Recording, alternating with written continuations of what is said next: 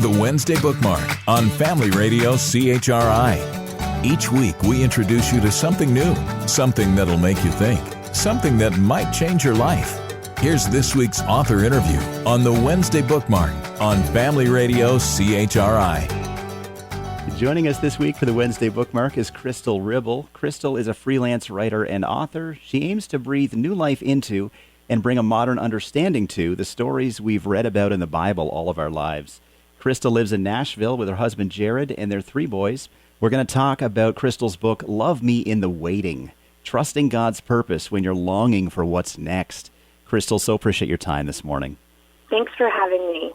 So this book explores various stories in the Bible of people who waited for many different things to come to fruition. One of the first areas that you dive into is waiting for new life. What can we learn from the story of Abraham and Sarah on waiting for life? Well, it's easy to look at their story and just see it as wanting to have a child. And there are so many people that are longing for that particular thing. But I also believe that we each have other things in our life where we are longing for the Lord to breathe new life into us, into an idea, into a dream, into expectations, all different kinds of things. And so one of the things that I talk about all throughout the book, but in particular in this chapter, I talk about expecting God through that journey rather than expecting an end to something. And so specifically in the story of Sarah and Abraham, we talk about the end of that journey would be that Sarah would have a baby. But there was so much that the Lord was doing through that whole process. And if we were able to change our perspective and see what it was that the Lord was going to do all along the journey and the different nuggets that he would leave for us, it really helps you navigate that time so much better, whether you're waiting to have a child or you're waiting for the Lord to bring new life into another portion of your life. Another biggie, of course, is waiting for love. Talk about the story of Jacob. It's such a hard story, all of this longing that he had for her and how long he would have to wait. And one of the things that I talk about in this particular chapter is how great it is when we're longing for something, in particular something like love, how long you spend going to the Father and praying and petitioning him and letting him know what you need and what you want. And one of the things that I think that we can miss sometimes is when we are in a long waiting season and we're waiting on the Lord to show up for something, this is a prime opportunity for us to spend so much time talking to him. And maybe that's what he wanted all along, is that he just wanted a deeper connection with you. As we're longing on earth for a deeper connection with another earthly being, our Father also longs for that type of connection with us. Okay, how about lessons on forgiveness? Offer us some reflections on Joseph. Yes, I would say that this was the hardest chapter for me to write because it's really hard to talk about forgiveness and to talk about reconciliation, in particular because there are people that sometimes you need to forgive someone, but you don't necessarily move on with that person as a part of your life. And so this particular story with Joseph, it was meant for his relationship with his father and his brothers to be reprised. But one of the things that I really, really loved about the story and what the scripture says about him is that, the Lord sent him away to become this ruler and to be over all of the grain of this land. And one day his father and brothers were going to come and they were going to need that. And scripture says that the Lord had done this so that he could preserve them. There was a way that the Lord had gone before them by sending Joseph away in such a terrible way. And it seemed like his brothers did this, and they did, but there was a way that the Lord was preparing for the future, and he was preserving them, he was protecting them, because when the famine came, they were going to be able to have enough grain to be able to live on when so many people around there were suffering. And it was all because of Joseph's position. And so oftentimes we don't really look at our waiting seasons or these long seasons that we go through as the Lord protecting us or positioning to preserve us. But a lot of times that's what he's doing, because there's a way that he wants to protect you through this whole journey. But sometimes we have to be willing to see that, or at least be willing to let him put us in this season so that we can be protected for the future. In Chapter 5, Waiting in the Wilderness, you confess, Krystal, that you felt somewhat lost yourself after college in that phase of your life. What did you learn from that period of your own life, and how does it tie in with Moses in the wilderness? Yeah, so I have found that time after college, when you're kind of waiting to become a real adult, which, who knows how long that actually takes, but you're kind of waiting and you're transitioning from this student life to this adult life. It can feel kind of long, and you can feel a little bit lost during that time. And so for me, hindsight was really 2020.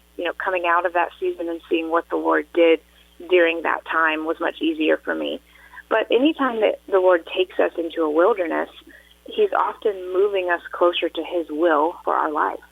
And so if you can see that time as this is the journey that's taking you to where the Lord wants you, this is the journey that's taking you to this space in His kingdom that He's carved out for you. Sometimes that takes a while to get there.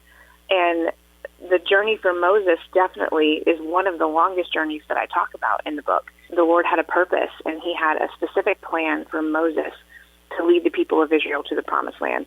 And there's so much in this story, not just in, sometimes this is the Lord's purpose for you to go through this time so that He can get you ultimately to His will for your life. But with Moses, he never even made it to the Promised Land. The Lord let him see it from afar. And what I learned from that was the faith that he had through that whole journey, the type of faith that he had. The Scripture says that when he passed away, his eyes were undimmed and he was unabated. So this vigor and this intensity in which he believed in the Lord and that he believed the Lord would do what He said He would do was just as intense the day the Lord asked him to do it as the day that he passed away. And that's an encouragement to me in a long season like that. I want to have that type of faith. The very last one you cover, Waiting on the World to Change, stems from the ever-popular book of Habakkuk. What on earth, Krystal, can we possibly learn from the book of Habakkuk? I know. Yeah, I said, when I was writing it, I'm sure this is a book that you have wanted to read all the time and that you read it all the time. As I read through that book, it was just so interesting to see this man that had such vision and such hope for his country. It happened to be when I was writing this particular chapter that we in the United States were going through an election. And so it was very easy to see so many people so passionate about what they believed and what they believed politically and all of those things. So reading this chapter, I saw someone that was really in turmoil over the state of his nation and over the state of the people around him, and just wanting them to find the Lord and to live His will and to live His purpose. What I realized is that oftentimes the Lord can place us in a season of something that can feel very tumultuous, but He can place us in the midst of something because He needs a soldier on the field that's a testament to His goodness and to His grace. And someone that can attest to the Lord is coming and the Lord is doing these things. And if you invite Him into your life, He will bring you peace and He will bring you all of these things that you're searching for right now. The Lord already has those things ready to give you. And so that was something really encouraging out of his story, even though it's not the easiest book to read. Okay, last question, Krystal. You reveal in the introduction that sometimes waiting for you looks like chemo appointments for your oldest son. What has your life and the process of writing this book itself as well shown you on a personal level about what it looks like to trust God when you're waiting? What I've learned through that, because that's a very active journey for us. As I'm talking to you now, my son's going to go to chemo today. It's a very active, daily me coming to the Lord saying, I don't know that I have the strength to make it through all of this. This is really, really difficult. But I know that you're doing something in and through his life. I know that you're doing something in and through our family's life. And whatever it is that you're wanting to show us along this journey, please just reveal small things of that to me, because I don't know how long this journey will be. I don't know if there's an end. I don't know when it will end. So I want to be able to have some of his hope, some of the Lord's hope along this journey, so that I'm not just looking for the end of it. Because if I do that, I feel very hopeless because I don't know when that is. But if I can try to find the Lord along the journey, and for me that's every day, trying to find him every day, it helps me navigate this so much better. What are you waiting for right now? Trust God's purpose when you're longing for what's next. Love me in the waiting. Krystal Ribble, our guest this week for the Wednesday Bookmark. Really appreciate your time this morning. Such thoughtful stuff. Thank you so much, Krystal. Thank you. The Wednesday Bookmark on Family Radio CHRI. To find out more about this week's bookmark or hear the author interview again or to discover previous books highlighted on the Wednesday Bookmark, visit bookmark.chri.ca.